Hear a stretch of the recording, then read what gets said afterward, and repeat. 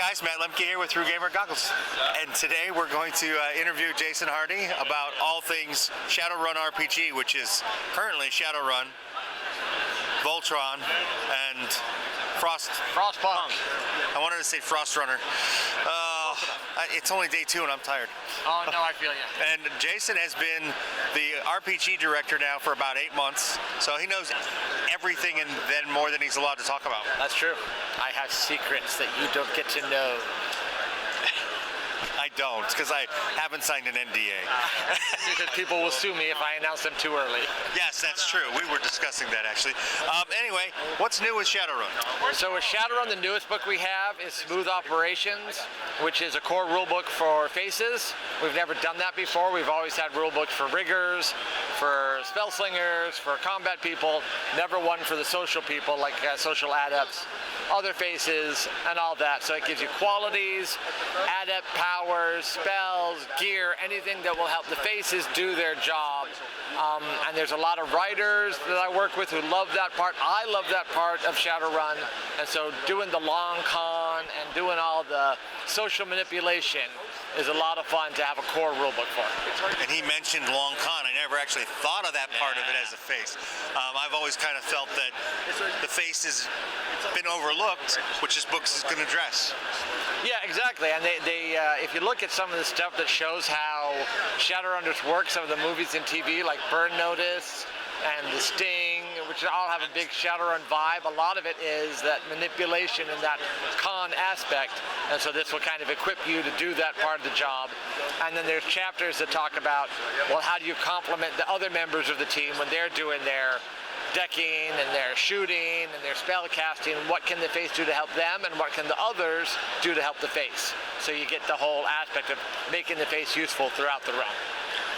And what's next after this for Shadowrun? So we've got a cool book coming out called Tarnished Star, and that will be your look at security in Shadowrun. So you look at the corporations like Lone Star and Knight Errant and all that, and how they run their business, how Shadowrunners interact with law enforcement, how they sometimes clash with them. And the real fun thing is that the new Shadowrun line developer, RJ Thomas, has worked in law enforcement before, so he brings a really good perspective of just the procedures, and it really breaks down how investigations happen and then how Shadowrunners can either learn from them or interfere with them or whatever they need to learn about law enforcement. So a lot of good material in there. And when can we expect that? Let's see, Smooth Operations hit stores in September, so Tarnished Star should be in November. Anything else after that you want to discuss? Coming after that is Deadly Arts, which is the advanced combat source book. So Firing Squad is your basic combat source book. We'll get the advanced combat coming after that. And then following that will be Lethal Harvest, which is a plot source book follow-up to Scotophobia. Scotophobia set up some really big plot elements and a big crisis looming in the 6th world. Lethal Harvest will tell us how it all works out or doesn't and who suffers. Okay. So next we're going to go to Frostpunk. And this is actually really kind of cool and exciting because this is all 100% in-house. Well, it's based on a computer game. Well, yeah, but they're bringing a new. But now we have a new rule set. Yeah, so a long time ago, not that long, Randall Bills and I of Catalyst both kind of were working on parallel tracks on the RPG rule set, and then we talked to each other and we're thinking kind of the same thing. So then we jointly developed a rule set called Dice Core, which is kind of a medium weight rule set. It moves quickly, but it still gives you some depth of character development. And then we got the license to do an RPG based on the Frostpunk video game, which I don't know if you've ever played it. I have not. Fantastic game. It's kind of late 19th century, and the world has frozen. For some reason, there was a great frost, summer never returned, and everything plunged into deep cold. And so you went to a city that's built around a big central generator, and that's what you need to survive, because without the generator, everyone's going to freeze to death. And you try to maintain your city, get the resources you need, and also just build a society that can function.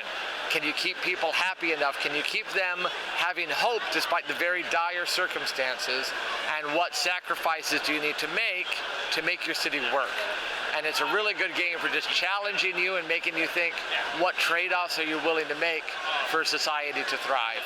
And we brought all that to the role-playing game, and it's really fun to play. I've had a great time every time I run it or demo it, and I'm really excited that it's going to be hitting Kickstarter soon. So, you said Dice Core. Yeah. What dice are in it? Is it a D6 base? Does it use everything that we're used to? Or? So for Frostpunk, it goes D4 up through D12.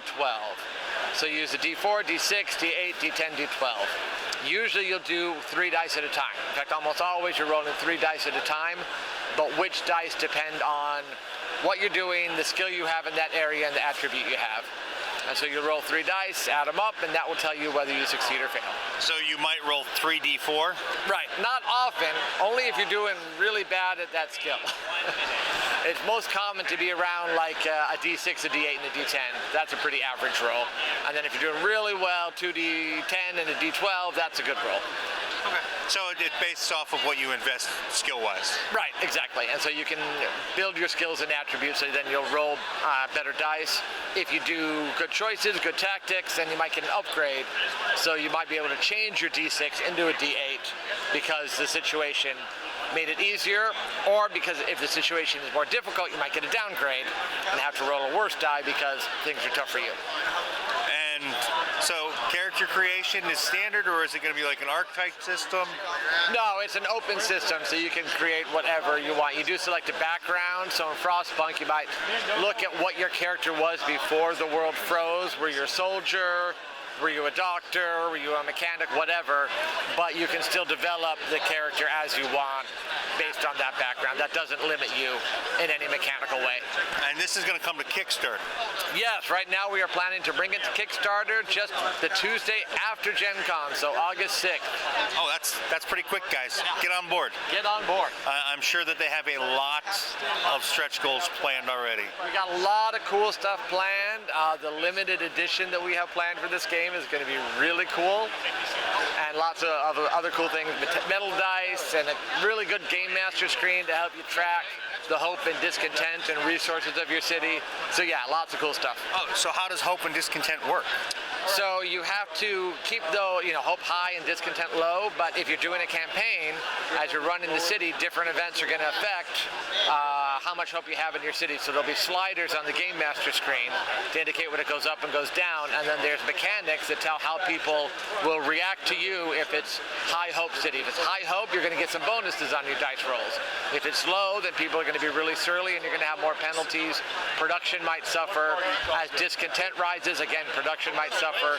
So there's a lot of ripple effects that these ratings will have, and it's all spelled out in the rules. That sounds very cool. Very unique, too. Yeah, I think it's a different sort of system. It really emphasizes social interaction and society building in a way I haven't seen a whole lot in an RPG, but still gives you a lot of good individual choices to make. And then after that, we're going to start getting into Voltron. Voltron, yes. What can you share at this point? Because I know that's farther down the line. Yeah, but we've written a lot of it, so we've got a lot of the mechanics and a lot of the world chapters done, so it's coming along really well. The fun thing about Voltron, 2 fun things about Voltron, is there'll be 2 books, one for the legendary Defender Netflix series, and another for the 80s Defender of the Universe series. So whichever flavor of Voltron you want to play in, you can get a core rulebook for it. And the other fun thing I told you for for Frostpunk, we go D4 through D12. In Voltron, once you form Voltron, you can earn the rights to earn to D20 on some rolls. And D20 gives you a huge boost on them. And so it makes Voltron feel really powerful. Well, that's good. I was wondering how you guys were going to accomplish that, because... So, is there a stage between, like, so Voltron had the 5 different pilots, right? The 5 different lions. Yeah. And so if they get in them, is there a boost to their die rolls then? Do they change up? Yeah, so they have a chance to roll a D20, and the fun thing about the mechanics when they form Voltron is that it's not just one pilot whose attributes or skills will be contributing. It's a teamwork test, and so you take like the lowest resolve of one of the group, and then the highest maybe agility of them for certain tests. So they have to work together as a team, and they have to have a good balance and know which power they should use to work as a team and make Voltron as powerful as it can be. That sounds very interesting. I'm still rolling that around in my head. That's going to be really cool because all the bad beasts and things that they get to fight, that's going to be interesting for that too. Yeah, so you're going to have really cool enemies to go against, so you really have to work together. The better you work together, the more D20s you're going to have to roll to really be powerful. Now, is there going to be any kind of slider or anything with this game, like Hope and Discontent? It doesn't have the same community or society building function, so I don't think it will be quite that detailed. Voltron, unlike Frostpunk, is a lot more about getting out and kicking butt. Yep. But you'll still, be trying to supply your castle and move that castle around with your quintessence, and so there'll still be other fun things. But a lot of what you want to do is form Voltron and defend the universe. Right. And that's going to be early next year or later this year? We're looking at Kickstarter in the fall, and then it should be released next year. That's good.